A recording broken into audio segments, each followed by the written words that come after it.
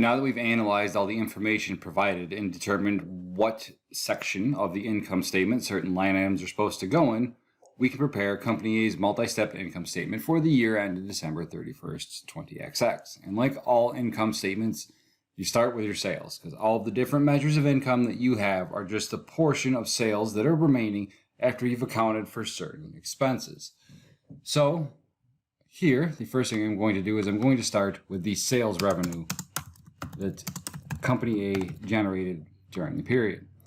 Let's go to our information and see what amount of sales revenue they had for a balance, and the answer here is $20,000. So I'm going to go back to my template, and I'm going to bring that number over in the rightmost column by clicking on it and hitting enter. $20 million in sales revenue. Company A, however, did have a couple of contra revenue accounts, so we need to subtract those out. Firstly, we need to less or subtract the amount of sales discounts the company gave during the period. There's going to be two of these, so let's total them together in the middle column. I'm going to click on the cell I want it in, which is right here, cell C6. I'm going to hit equals, and I'm going to go back to my information and find the amount of sales discounts. And the sales discounts we had for the period were $400,000. We also have a second contra revenue account that we just saw in there. It is our sales, returns, and allowances. And I'm going to click on the cell I want to put that in, go back to my information, and grab that 600,000, hit enter to bring it on over. So we did $20 million in sales. That was like the face value of the sales that we did. We ended up giving our customers $400,000 worth of discounts. We probably have some money back guarantee policy, of which our customers returned $600,000 worth of inventory. So in total, yeah, we did $20 million in sales, but $1 million of that ended up going away either through discounts or returns. So net of those contra revenue accounts, we actually did $19 million. I'm going to subtract that $1 million from the $20 million. The first measure of income that we need is our gross profit, and that is how much markup we made on goods. So our net sales price, how much that is above our cost to produce those goods, which we turn around and sold. So to figure out my gross profit from my net sales, I need to subtract out my COGS, my cost of goods sold. I'm going to go to our information sheet, and we are going to see that during the period, our company A, spent $7 million making goods. They turned around and sold them for a net sales of $19 million. Let's subtract out that $7 million by putting it over here in the rightmost column, hitting equals, going and grabbing that number from our information and hitting enter to bring it on over. So we know that the amount of markup, the amount of profit that we made was the excess out of that $19 million above our $7 million of production costs. So I take $19 million, subtract out $7 million, I get $12 million. We have $12 million worth of gross profit. That's just counting for product costs, for the cost of actually making the little gadgets that we do and selling them. But we had other expenses on top of just materials and labor and overhead used for production, which are typical of our operations. Like we need to pay selling expenses. We need to pay for our general and administrative expenses. We had to conduct research and development to make newer, better products. Well, all three of those need to be reported. And our company A, has decided they are going to condense their selling and administrative expenses. So instead of having a big long list of each individual line item, they're just going to report the total for these categories. If we go back to our information, we see that we have 1, 2, 3, 4, 5 different selling expenses. While we're going to report just the total of those 5 accounts as our total selling expenses, we do, according to our information up here, want to disclose the breakdown of these expenses in the notes to our financial statement. So if I go back to the template, I have the notes down here.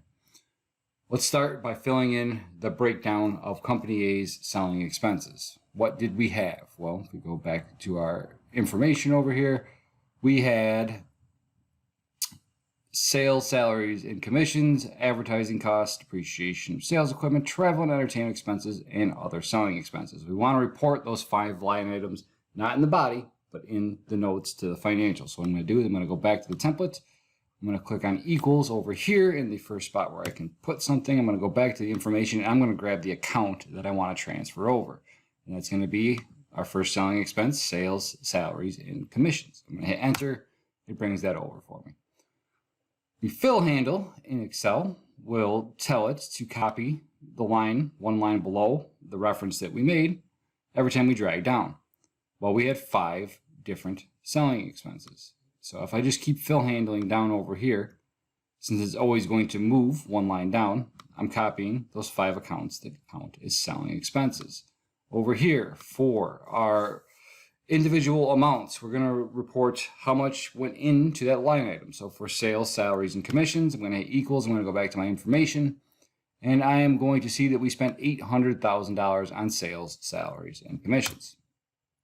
Coming back over here, we had $1.2 million of advertising, $100,000 of depreciation on our sales equipment, $80,000 of T&E expenses, and $20,000 of other selling expenses. If you want to, you can keep it in equals, clicking on it and bringing it over, but Excel has armed us with the fill handle, so if I use that right here, it brings over all of our numbers. Just double check to make sure they are the numbers that you want, and yes, they are. So we can figure out our total selling expenses by adding up all these numbers. It's equal to the sum, open a parenthesis, of these 5 numbers, close the parenthesis, and hit enter. We had $2.2 million of selling expenses. So since we're condensing, we're going to report only that amount. I'm going to put that in the center column as well.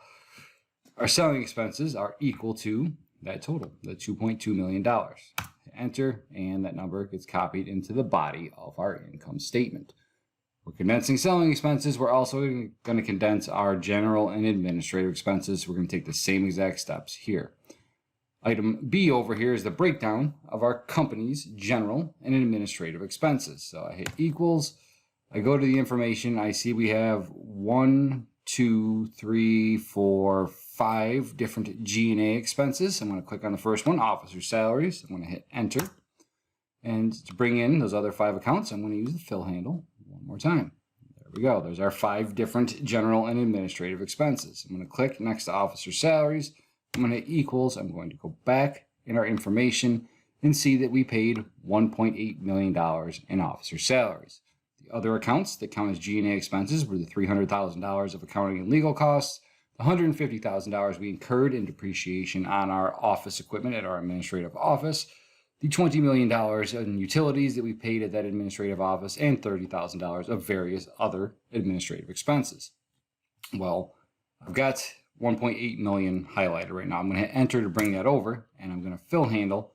And when I fill handle, it is going to bring all those numbers over for me. So now we know that our total, if I can click on the cell, our total general and administrative expenses, our total G&A expenses is equal to this sum, open a parenthesis, of these 5 numbers. Close the parenthesis, hit enter. Excel will add it up for us, and we see we had $2.3 million of G&A expenses. So we're going to report just that total in the body of our income statement because we are condensing. So hit equals in the cell I want to put the number in, go down and click that total, and then hit enter, and it brings that $2.3 million up into the body of our income statement. The last subcategory of operating expenses that we have are R&D expenses, our research and development expenses. And thankfully, we didn't have a whole bunch of stuff to total up. We just have one number. So I'm going to hit equals in the cell next to R&D expenses, go to the information,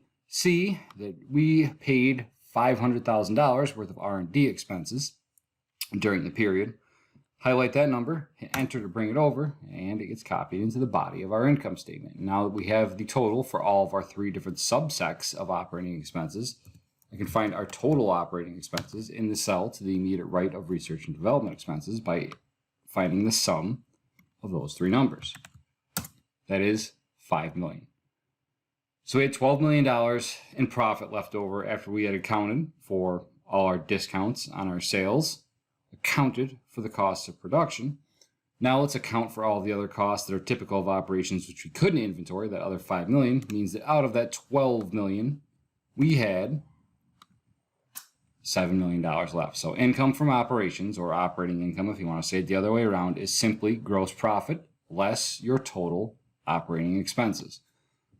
Now we've accounted for all of our operating costs, but we have some others, things outside our normal course of operations, which are still going to affect our net income.